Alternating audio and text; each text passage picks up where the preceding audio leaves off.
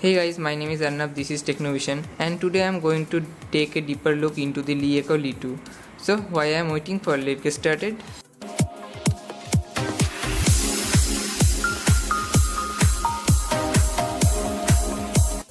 This phone have 5.5-inch display with 401 ppi, and at the back it has 16 megapixel camera along with fingerprint sensor and dual tone flash, and as well as it type C charging and with CDLA, also mic, and the front is IR blaster with megapixel front cam, and other side is for volume rockers and power button.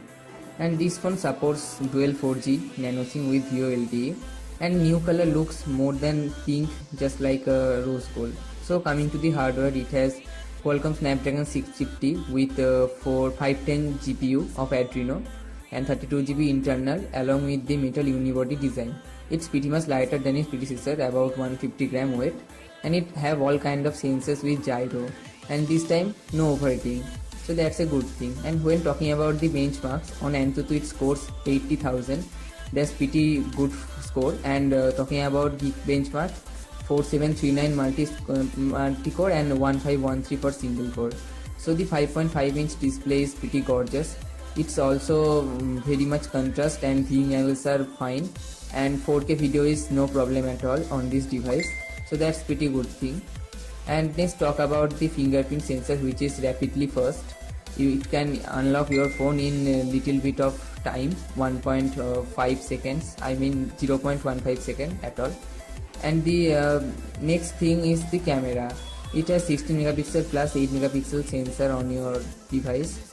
It has dual tone dual LED flash along with 4K recording, so that's pretty good thing. And the images are pretty much good. HDR works pretty fine.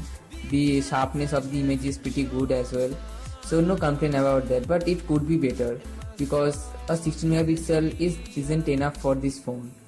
It could be better quality, but anything. The fast charging is rapidly fast. It takes up to 70 minutes to get fully charged, and you have option to turn it off or on. So that's a pretty good thing. And OTG is also supported as well as. So the notification LED is multicolored, and you have to apply adapter if you want to use your older headphone, because this phone don't have any kind of 3.5mm headphone jack.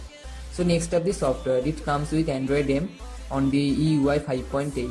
That's the customized UI from the LiEco, and buttons remain hidden until you tap on them. And this is control center, which looks pretty much the Apple-ish.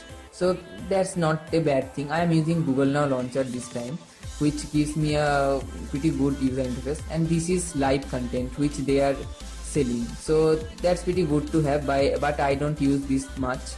And it got Yap TV with it, and also Hungama Music for 1 year subscription.